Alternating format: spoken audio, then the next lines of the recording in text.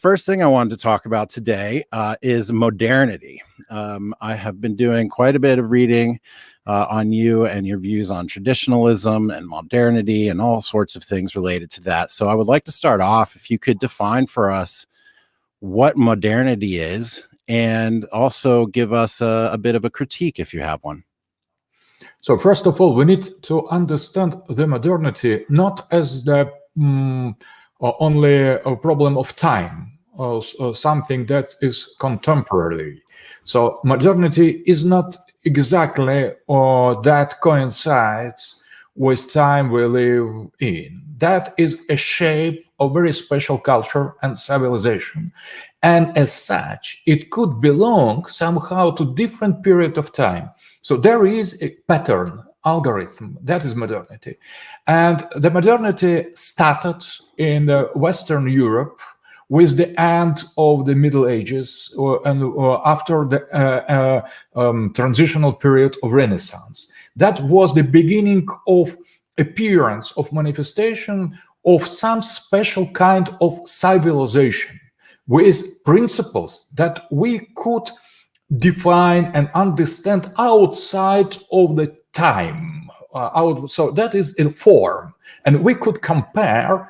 The problem is how to define the modernity. With what exactly do we need compare the modernity? And there is the main leading suggestion. Let us compare in order to understand the modernity with tradition or sacred. So modernity is antithesis, something completely opposite, contrary to the sacred traditional civilization. And if we compare two kinds of civilization, not necessarily, for example, Christian civilization of the Middle Age. We could compare the modernity with Islamic civilization. We could compare the modernity with Indian civilization, Chinese civilization, the traditional ethnic cults. Everywhere outside of the modernity, we find immediately the sacred put in the center. Not necessarily God, not necessarily monotheism, but always there is vertical dimension of the sacred, of the other side, or some transcendency, very special kind of transcendency, depending on civilization. But the modernity wanted to destroy any kind of transcendence, any kind of sacredness. So that was disenchantment of the world. So a kind of idea, invitation or insistence or imposition to regard everything that belonged or belongs to the eternity, to the verticality, as something inexistent. So that was a kind of tyranny of the time, tyranny of the becoming against the eternity, and that was total reversal of the all kinds of values accepted as basic in the world of tradition, of religion, of archaism, in every sense. So is there a universality in traditionalism? You make a comparison between modernity and traditional, where traditional has the sacred at the center, and then you say that the Chinese civilization, Indian civilizations have sacred at the center. Is there a commonality in traditionalism, or is there variety? Interesting point. When we are thinking only in the terms of the Christianity, of the Western Christianity, we are obliged to compare the modernity with Christianity. But when we get deeper in the essence, the very nature of the modernity, we understand that modernity is not a choice other from Christianity, but that is the choice outside of all kind of the sacred traditions. But these traditions can be very different between each of them. So the concept of tradition appears, manifests when modernity arrived. So it is very difficult to speak about universality of tradition when there is nothing except the tradition. So there could not be no traditionalism outside of the modernity. Modernity gives us the point of view to understand what is universal and common to all the traditions. But outside of modernity, we remark, oh, that is Islamic version, so it is incompatible with Christian vision of Holy Trinity. Or there is Chinese version, it is incompatible with monotheistic vision. Or there is Indian, and so on. But when modernity arrives as a kind of radical and absolute negation of the tradition, the concept of tradition appears in all its glory, I would say. So we could get to the universality of the sacred only with the negative help of modernity. So modernity reveals as absolute evil, in my opinion, how beautiful, how happy, how profound and rich all tradition, any tradition is, not only our. For example, any tradition. So anything that predates modernity, anything that modernity allows us to reflect back upon. Is there a competition amongst traditional civilizations or traditional viewpoints or perspectives? Are they compatible? Do they compete? Is one more successful? Is one bring you more happiness or joy or whatever the goal may be? So first of all, when we put modernity outside, for example, if we discard modernity, we imagine that there is no modernity, immediately we will observe and remark, first of all, the competition. So a kind of competitions, kind of hostility, hatred maybe between different kinds of tradition. But when modernity is here, it shows us how secondary are all these inner contradictions inside of tradition. Because modernity gives us common denominator, because modernity negates all kind of tradition. It is not only against Christianity, not only against monotheism, it is against all kind of tradition, polytheistic, monotheistic, and that transform our proper understanding of what is tradition. And the second point you have mentioned, so it is not the kind of invitation to go back to in the time before modernity has arrived, because modernity is a form. We could regard the modernity as an island.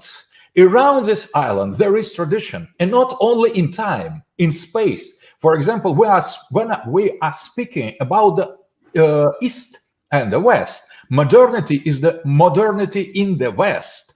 And outside, in the same time, in the same physical time, material time, there could exist, and there exists tradition.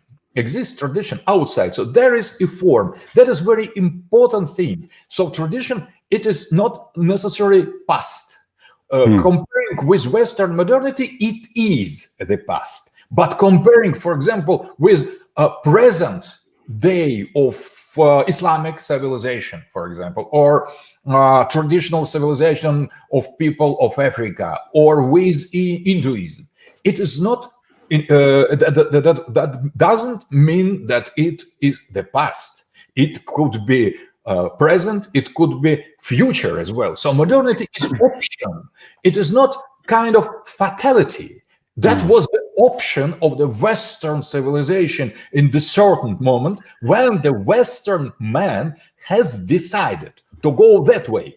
But that doesn't mean that there is no other way. That is decision, that was a choice, and we are under influence of this choice. And now we are coming to the end, the final result of this choice. I think that was a wrong choice, but we could prove that, test that, only when we are coming to the utmost results and consequences of this choice. We will see. Now we are in front of the last judgment of the modernity, whether it was good way or it was the way to the abyss. I'm absolutely sure, being traditionalist, being Christian, being conservative, that was and that is the way to the abyss. But it will be revealed. My opinion, it's my opinion. It's opinion of conservative part of the humanity. But we will see. All of us will get the final proof. Hey, we are definitely living in that moment right now. So my assumption from your reading and from what you said is that perhaps America is a manifestation of modernity. Is that right? At this point in time, like current America is sort of the genesis of modernity, stemming from, as you say, the Renaissance through the Enlightenment into, the migration to North America and the creation of the United States. This is a manifestation of modernity today. Is it the founding? Is it America as it stands? Where does modernity come in the context of the United States? First of all, I separate United States from the other America. The Spanish America was not so identical with the modernity. That was continuation of the Middle Ages, of the Latin Catholic Middle Ages outside of European continent.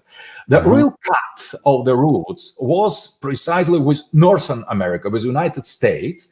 This structure was born with the modernity, but interesting. So that was in avant-garde of modernity. The American society was based precisely on Protestantism, on the rationalism, on the pragmatism, on materialism in some way. And the power of America is power of modernity. It is not the power of tradition, not the power of beauty. It is the power of material force, money, industry, technology, development, progress. So that is, we could not, hardly we could separate from American image all this material greatness. So the greatness of post-European modern society.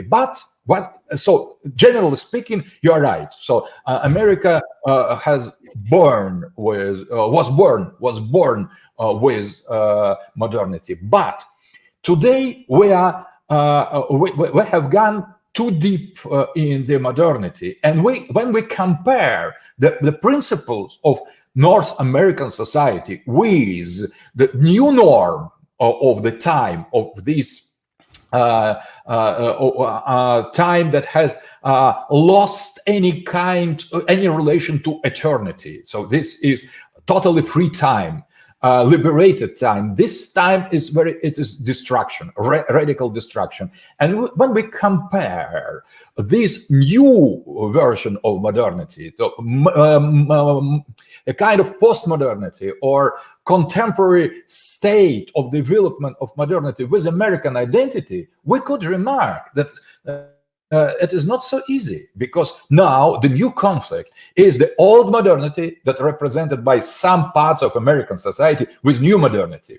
And I think that is precisely what we have now in the electoral campaign. There are two Americas, two United States of America. One belonged to the early modernity with liberalism, with guns, with some individualism and some dignity of the human person that defends and defines his or her own understanding. And that was granted by the founding father in the beginning. Comparing maybe to the sacred tradition, it is modern, but comparing with new turn of the modernity, with this new modernity, comparing with old modernity, is already something obsolete, according to these representatives of new modernity. So new modernity, updated modernity, that destroy human dignity totally, that destroy gender identity, human identity, and tries to replace the human by robots, by artificial intelligence.